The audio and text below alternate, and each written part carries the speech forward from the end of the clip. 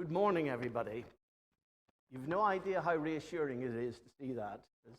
You will see that the displays are quite important to the message that I've brought this morning. Anyhow, we are starting a new series. We had obviously a series on the Psalms of David, and as you can see here, the plan is to have several talks on the theme of witnessing for Christ. And the purpose of this is to prepare our hearts at this stage so that by early next year, in January or so, we're hoping some house groups might follow a study in how to witness a bit more, so that by about February, March, we will conduct an evangelistic effort in the church using something such as Evangelism Explored. And as a church, we will seek to reach people and bring them in, and not bring them into the church, but bring them to Christ through the messages. So this is part of a process. But it is emphasizing what, David, thank you very much for sharing with us your witness to Christ, but that each of us has a light, a testimony, who knows Jesus, and we seek to understand how best to share that light. You'll see that the series looks at various aspects. Next week, we'll have a little break for the Harvest Service, and Compassion UK will be sharing the ministry that they undertake across the world for children growing up to discover Jesus. Then a series of several ones. Next week, Barry will be covering Barry. These are the wrong way around, actually, I think. I think it's the 7th of November. Barry will cover barriers to witness. I'll change this, but they'll be the topics covered, and I hope you've got the idea. Today, as you can see, we're going to cover a very interesting topic: how to spread the gospel to the whole world. And so I'm going to demonstrate, I hope to you, how the gospel spreads to the entire world and how you can do it. So no small challenges this morning, I should hope. There was a very famous American evangelist called Billy Sunday. And he would preach to packed crowds in theaters and sports stadiums. And he would urge them to come to Christ, people there to come to Christ. And he would say in some of the theaters that, it was in Chicago, the best thing that could happen to you, friend, is that you come to the front, repent, and come to Christ, and that you walk out that door and you get killed by a tram right away, because you'll go straight to heaven. I believe there's a very slight flaw in that idea, and that's quite simply that if all the world were converted and immediately knocked down by a number 27 bus, then there would be nobody left to share the gospel with the rest of the world. And I think Billy Sunday may have quite unfortunately overlooked that, but I think you've got the idea. As you can see from the video that we showed, that the word witness is in Greek the word from which we get the word martyr. Now, that is a challenging thought, and that the expectation of witnesses in the New Testament is that what we now discover for martyr, that they may well risk death. So it is a challenge. And when we read the book of Revelation, it reminds us that the triumph of the church that gets into heaven and that glorifies God there is that they overcame by the blood of the Lamb, yes, we know that, and by the word of their testimony or witness. So that is the hallmark of God's people, to witness. And there is a case to be a witness. Firstly, Jesus called the disciples and said to them, "You will be my witnesses." Well, they're all dead and gone, so to whom has the torch come down? Why? It's us. There is a calling for each one of us, if we have a believer in Christ, to be a witness. It goes a bit further, though. Jesus, before he ascended into heaven, commissioned his disciples, and that therefore includes us, to go and make disciples of all nations. There's a commission upon us. You are committed, as am I, to share this good news and make disciples, bring others to Christ. And of course, there's a commandment: you shall love your neighbor as yourself. Now, if you truly love someone, surely you must want to share with them the best news in the world that they could receive, and the fact that they could be sure of eternal life themselves. And the only way to do that is to witness. And then, of course, it says that Apostle Paul said to the church, he said, "Woe to me if I do not share the gospel." In other words, inside there's a compulsion to share it. Now, I realize for some people that compulsion bubbles over more rapidly like a boiling kettle than others, but it should be there because this is the case for witnessing. But how does it work? Well, the key verse that reading finished on is Acts chapter 1, verse 8. And you may wish to look it up if you want. Don't worry. There it is on the screen. But the key witness, the key theme of witnessing that Jesus left the church, and these are the last words that are recorded in of him speaking to the disciples before ascending to heaven in the book of Acts, are that you shall be my witnesses in Jerusalem, Judea, Samaria, and all the ends of the earth. It's rather like that picture of a drop hitting a puddle or a pond, that the ripples go out and should spread all the way to the very edges. And that is what falls upon us. So how did the gospel spread? How did people witness in the very first century? And the answer is this. It says, "You shall be my witnesses in Jerusalem." Well, that's where the apostles and disciples all were. They were all in Jerusalem. There was nobody anywhere else. They were all in Jerusalem on the day of Pentecost. And that is where you start your witness. You start it at home. And in my case, I was 17 years old, so I told my mum and my brothers. And that's where you start. You tell the nearest and dearest to you. You share with them first. Now, they may have a few things to say back to you, but that is the start home, that we must work from there. And then it says, you take it out, it says, to the next place, which is Judea. Well, just as London is the capital of England, so the Judea would be the whole country.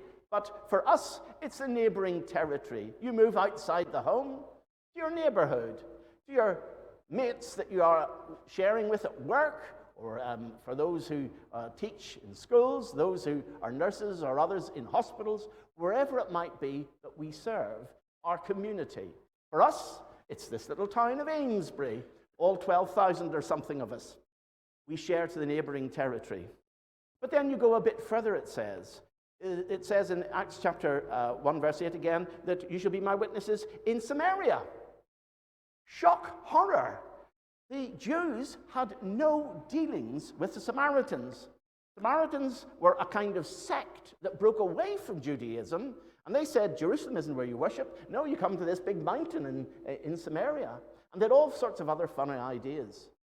That's when it starts to get a bit hostile. Because as soon as you say that, they'll start coming up with solutions and objections to what you're saying. That can't be true. I heard that you become a Christian by going to Mecca. Surely that must... And then you may find opposition. But we are called to take the good news and witness to people that we are less comfortable with. And that's not always easy. I wonder who you think you're uncomfortable with and in sharing the good news to. That is the calling. But it doesn't stop there. As Jesus said, you must go to the ends of the earth. And this little map here shows something of what happened in the New Testament church. Obviously, they all started about here. And funnily enough, the apostles got into a holy huddle. And the first 8 chapters of the book of Acts show that the apostles never left Jerusalem and their immediate surroundings. They were afraid to share the gospel far up outside that. And so what God did is he dropped an atom bomb on them. Boom! Persecution, killing James, killing others of the apostles. And sometimes that scares the church to go out. And unfortunately, that's how some people had to be kicked out. But not Apostle Paul, who managed to get much further all the way around this part of the world, indeed up to Rome itself, and he wrote of a trip to Spain. He took the gospel to people who the Jews refused to believe could believe. That's us, Gentiles, non-Jews. Get it out. And that's how it spread. And you'll see how rapidly it spread across to the ends of the earth. Okay. How did Paul do it? I'm always amazed that in our modern generation, we can fly to the moon, we can send captains, not Spock, what was the other one? Kirk Shatner, that was his name, William Shatner, this week has been up to the edge of the earth, who was the captain of Star Trek, for you as you remember those old series. Anyhow, the thing is, we can go to these great journeys and we can send ordinary people. He's 91 years old, went up that high. We can send people by jet across the whole of the world, and yet we can't get the gospel out to the whole of the world. Yet Paul did it. Look how he did it.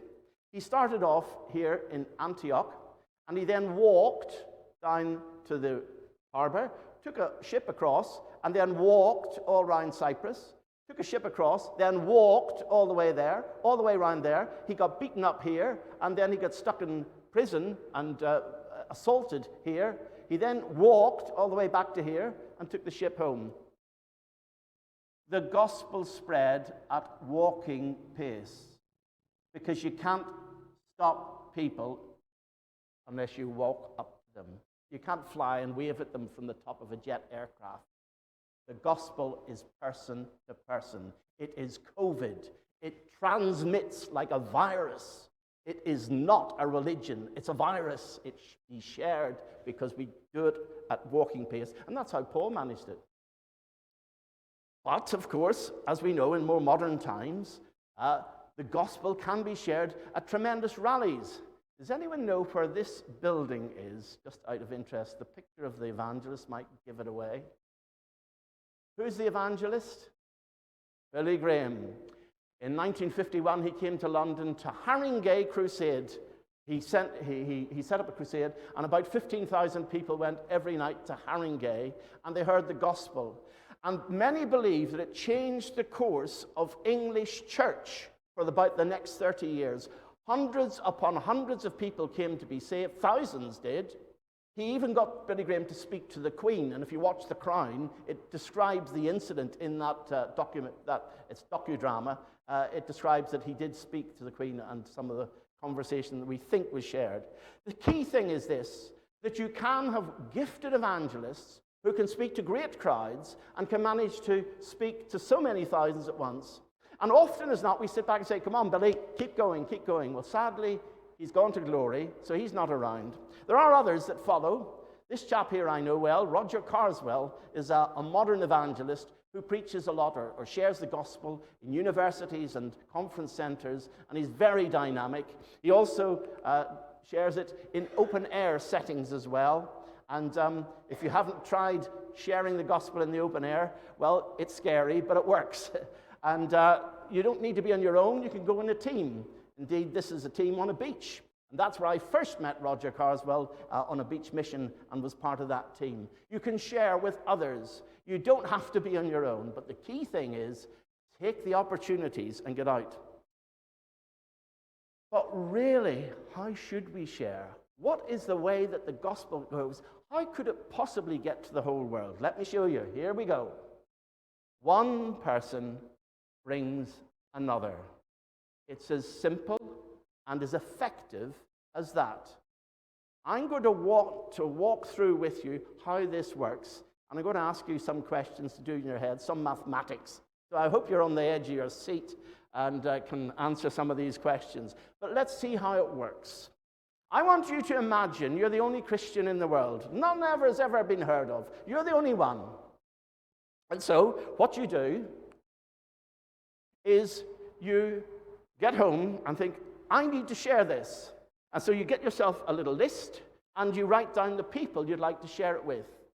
And you pick on one person in particular.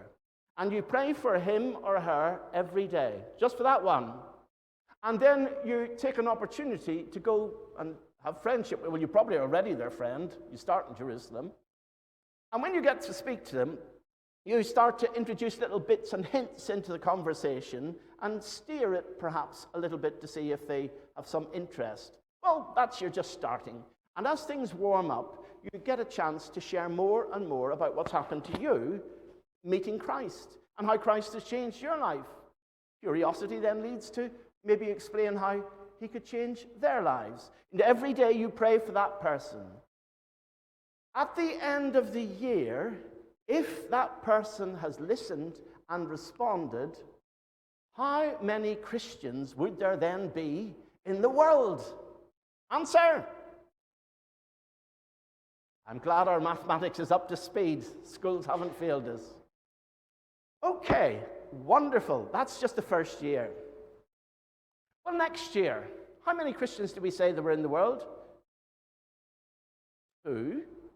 So you and your friend get together, and you both get your little lists, and you start to pray for one person each. You get a new person on your list, and they do the same. They've got a good friend, and they get a new person on their list. And occasionally you meet up, but you generally just stay apart and go and speak to that one friend, each of you.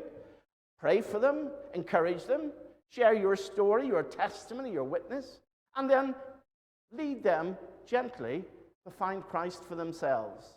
And suddenly, 2 plus 2 makes, hey, we're in the right place. Gosh, I'd be stunned if we couldn't get that far.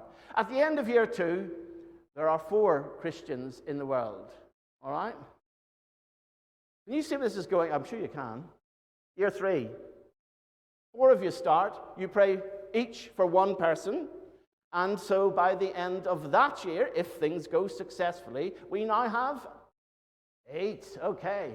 Well, you can see where it's going. Year 4, the next year. Let's carry on a little bit more. Well, we've got 16 now, haven't we? If we've been successful, because you did, and it's 16. Well, that's big house group, isn't it? Probably too big for most of our houses. I don't know, but there we go. And so, well, 4 years, we've got 16 Christians in the world. Well, let's see what would happen next year. Well, you can work the maths, I hope. It gets a bit tougher, by the way, as we go on. I'll be coming back to you. By the end of year 5, there are 32 Christians there. There are 32 people here now sitting in this congregation. Look around you. That's the effectiveness. 5 years, you've got a church. And by the way, their children are also upstairs, so there's about 46, I think, today. So you get the idea, don't you? Now, I want you to apply this logic. Year 6, if we take this forward, well, that will be double. That will be 64. And you can see it's still progressing. And all you're doing, and I'll take you back, all you're doing is you're praying for just one person each year. You're praying, witnessing, sharing, but you're being gentle, and you're just hoping that by Christmas, the end of the year, they'll be joining you for Christmas celebrations because Christ is in their heart as well. All right, tell me what it'll be at the end of year 7. Hey, what?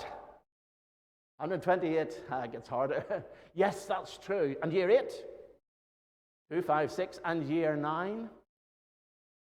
Okay, see, if those of you who understand computers can see the digital decimal stuff. And after year 10, you know what the key number is there? 1,000. After 10 years, you've reached the first 1,000. 1,000 people. I don't know the numbers of believers in Amesbury. My guess is that true believers, it probably ain't much more than 1,000. I could be wrong. Barry will correct me, I'm sure. But it's about that. Certainly if you add up the attendance in all the churches in Amesbury, it's well below 1,000 on a Sunday morning. Now, let's take a look at how this works. If you look at the way the numbers are going, 2, 4, 8, 16, 32, if you were to do this for another 10 years, by year 10 you get 1,000. The next 10 years would be 1,000 times each of those. So year 11 would be 2,000. Year 12, 4,000, roughly. By year 20, how many are we looking at? Well said, Linda, well said. Now, David, come on, give us the actual. Yeah. By year 20, you've got more believers than the entire population of Birmingham City. 1 million. If it's 1,000 after year 10, after year 20, it'll be 1 million. Just let me show you a few other things. That's about Birmingham population. By year 23, London, 8 million. By year 26, I think it is. Yep. the population of the entire United Kingdom, 67 million. By year 30, 1 billion, just a bit below the population of India and China each. After 10 years, remember, you will have been witnessing to one person each year. By year 10, how many people will you personally have brought to Christ in that time, assuming this works? 10, just 10. But yet we know there's 1,000 out there. After year 20, how many people will you personally have led to Christ? 20. Yet there's 1 million out there. And by year 30, there's 1 billion. And how many will you personally have led to Christ? Just 30. And let me just take this a little bit further. By year 33, 8.5 billion. The current population of the world is estimated as 7.9 billion. That, brothers and sisters, is how to win the world for Christ. You have got the lot, one by one, and you have only led personally 33. Jesus lived 33 years. He didn't see billions. He saw 12 and a few others. Do you see how it works? Now, the obvious question, it begs the question, is, well, why not? Why is the whole world not converted for Christ? There are many reasons, of course. Quite often, of course, it falls back to us, because Jesus said, "You shall be my witnesses." He didn't say, "I'm going to be my witness for the next 33, 60, 2,000 years. You shall do it." Who has failed? Now, in a couple of weeks, Barry will be sharing with us some of what we call the barriers to witnessing, and there are many. But of course, the chief one is no doubt that there is opposition out there, and many reject. And Jesus quite happily will let people reject. A rich young ruler came to him and said, "What must I do to be saved?" And Jesus explained, "What do? You don't do anything. You just trust me. Give away everything else and come to me." That young man wanted to hang on to his money and his riches. And he walked away. And do you know what? Jesus let him walk away. That'd be me. I'd be after, no, mate, you don't realize. Don't do something stupid like this. No, come back to Jesus. Jesus, it says, loved him. But he watched him walk away. God does not force his way into people's lives. I think it was David Livingstone said, Christ is the perfect gentleman. He never forces anyone into the kingdom. So yes, there are reasons why not. But I wonder, is the real reason that we're not listening to what the ladies, Mary, Magdalene, and others heard on the day that Jesus had risen? Inside, the two angels said, "Look, he's not here. He's risen like he said he would. Go quickly and tell the rest." Are we going quickly to tell the rest? We may think, well, I can't do that. Boaz had a very large field, many fields. Boaz sent his reapers into the fields. Boaz every year would have a massive harvest of sheaves brought in. We're not all called to be a Billy Graham or a Boaz and win millions for Christ. Although Billy Graham did preach once in Seoul, in Korea, every night he preached, there were 500,000 in the audience. God can use people like that, but we're not all Boazes. Ruth, on the other hand, she just, what'd she do? She just went around the edges. She didn't even go in the main bit. She hung around the edges and picked up little sheaves, one here, one there. That is what we can do, one by one. And I think the story of this is well put by a lady called Annie Flint, who points out that Christ has no hands but our hands to do his work today. Christ has no feet but our feet to lead the men on his way. He has no tongues but our tongues to tell men how he died. He has no help but our help to bring men to his side. And women, I hastily add. We are the only Bible the careless world will read. We are the sinner's gospel. We are the scoffer's creed.